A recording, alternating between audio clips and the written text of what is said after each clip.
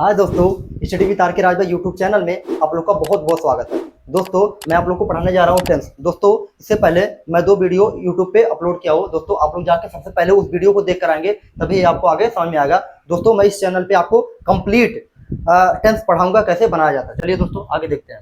सबसे पहले हम पढ़ेंगे प्रेजेंट परफेक्ट कंटीन्यूअस टेंस पढ़ेंगे। क्या पढ़ेंगे? प्रेजेंट परफेक्ट कंटीन्यूअस टेंस पढ़ेंगे। देखिए दोस्तों, सबसे पहले अगर कहीं पे कंटीन्यूअस शब्द लग गया, कंटिन्यूअस शब्द अगर कहीं पर भी लग गया दोस्तों, उसमें हम मेन वर्ब को कौन सा फॉर्म लगाते हैं? आईएनजी फॉर्म लगाते हैं। दोस्तों सबसे पहले किसी भी सेंटेंस को बनाने के लिए हमें उसका पहचान होना बहुत जरूरी है। सबसे पहले हम उसका पहचान होना बहुत जरूरी है। सबसे पहले हम देखेंगे पहचान क्या होता है। तो इसका पहचान होता है जिस हिंदी वाक्यों के अंत में रहा है, रही है, रहे हैं प्लस टाइम का भी मेंशन किया हो।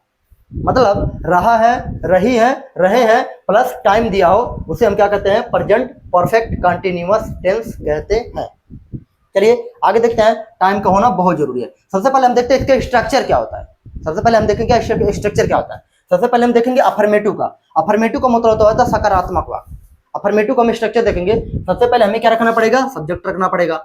सब्जेक्ट के बाद हमें हैज या हैव रखना पड़ेगा। चलिए दोस्तों, हैज कब रखेंगे? जब सब्जेक्ट एक वचन वाला होगा तो हम क्या लगाएंगे? हेल्पिंग और हैज लगाएंगे। और जितने भी कर्ता बहुवचन वाले होंगे यानी प्लूरल सब्जेक्ट होंगे, उनके साथ हमें क्या लगाना पड़ेगा? हैव लगाना पड़ेगा। उसके बाद हमें क्या लगाना पड़ेगा? बीन लगाना पड़ेगा। उसके बाद हमें क्या रखना पड़ेगा? V1 प्लस आईएनजी, यानी मेरे वर्ड का फर्स्ट फॉर्म लगाना है। उसके बाद क्या लगाना है? आईएनजी लगाना है। मैं ऑलरेडी बताऊं, अगर आपके कहीं पर भी अगर कंटिन्यूअस शब्द का मेंशन कर दिया है, कहीं पर भी अगर कंटिन्यूअस शब्द का मेंशन है, इसका मतलब हमें V1 प्लस आईएनजी लगाना है। उसके बाद हमें क्या रखना है? ऑब्जेक्ट रखना है। क्या रखना है? ऑब्जेक्ट। उसके बाद रखना है सिंस या फॉर। क्या रखना है? सिंस या फॉर अकॉर्डिंग टू टाइम। ये आता है सिंस या फॉर आता है अकॉर्डिंग टू टाइम, यानी टाइम के अनुसार आता है सिंस या फॉर। अभी मैं बताऊंगा सिंस कब लगता है, फॉर कब लगता है। उसके बाद हमें क्या रखना है? टाइम रख देना है। चलिए उसके बाद हम देखेंगे निगेटिव का।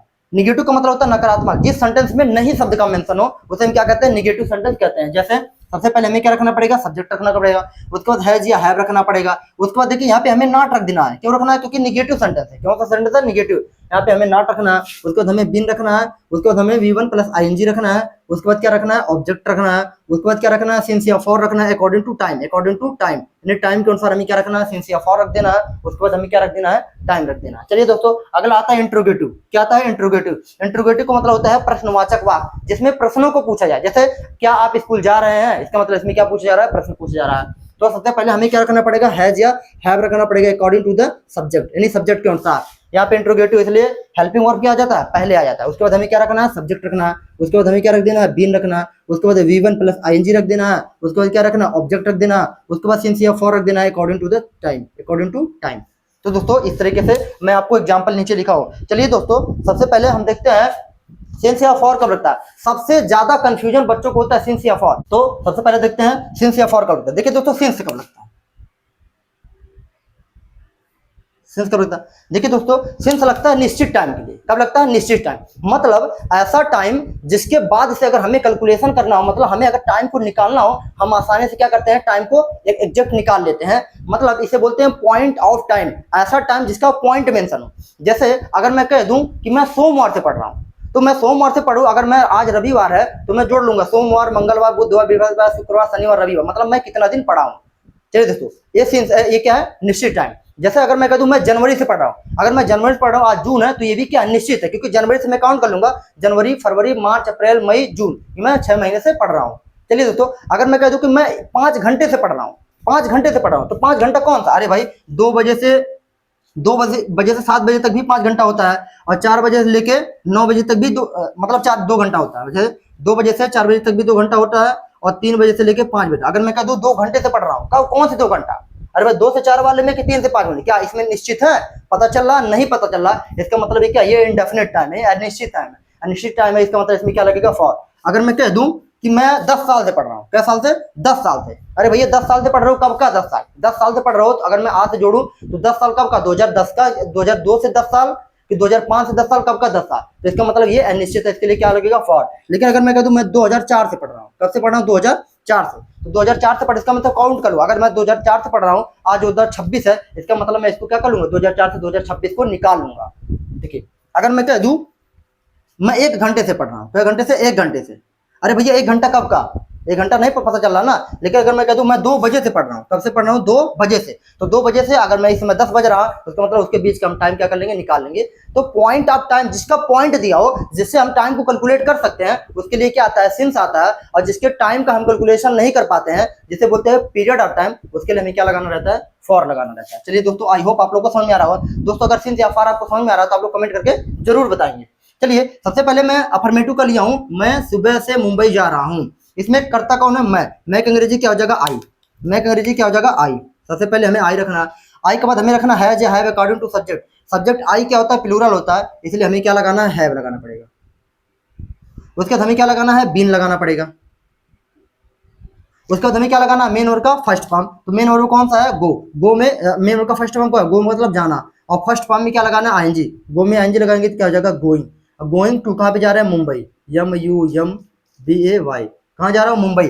कब से, सुबह से। देखिए दोस्तों, सुबह हो गया, शाम हो गया, ये सब क्या होता है, निश्चित ऑफ टाइम होता है, निश्चित समय होता है। क्योंकि सुबह से इस टाइम तक अगर मैं पढ़ूंगा तो मैं उसका निश्चित टाइम बता रहा हूँ। इसका मतलब सुबह, सुबह क्या निश्चित, तो इसके लिए क्या लगाना पड़ेगा, सिंस। SINC, सिंस मॉर्निंग हो जाएगा। चलिए दोस्तों आगे देखते हैं। यहाँ पे हमारा अफर्मेटिव कंप्लीट होगा। आगे हम पढ़ते हैं निगेटिव। निगेटिव के लिए देखते हैं, यहाँ पे देखिए करता कौन है, आई। आई के साथ हैव लगेगा, आई हैव। उसके बाद हमें क्या लगा देना है, तुरंत नॉट लगाना है, क्योंकि यहाँ पे निगेटिव है तो क्या लगाना पड़ेगा, not. I have not, I have not. उसके बाद मेन वर्ब का फर्स्ट फॉर्म प्लस आईएनजी लगा देंगे, गो। गो में आईएनजी लगाएंगे तो क्या हो जाएगा, गोइंग। गोइंग टू क्या हो जा रहा है, मुंबई। गोइंग टू मुंबई, कब से, सुबह से, तो since in the morning, since morning. चलिए आगे देखते हैं, इंट्रोगेटिव आ गया। तो इंट्रोगेटिव के लिए हमें सबसे पहले हैव रखना पड़ेगा अकॉर्डिंग टू सब्जेक्ट। सब्जेक्ट क्या है, प्लूरल, इसके लिए क्या लगाना पड़ेगा, हैव। तो जगह हैव आई, हैव आई। उसके बाद क्या लगाना पड़ेगा, बीन। उसका main verb plus ING, have I been going to Mumbai. Going to Mumbai, कब से जा रहा है, सुबह से, सिंस मॉर्निंग। तो यहाँ पे क्वेश्चन मार्क जरूर लगाएंगे। तो आई होप दोस्तों आप लोग को समझ में आ रहा होगा। चलिए आगे नेक्स्ट एग्जांपल हम लेते हैं, फॉर वाला। ये तो सिंस वाला था, फॉर वाला। जैसे अगर मैं कहूं कि राजू 4 दिन से स्कूल नहीं जा रहा है।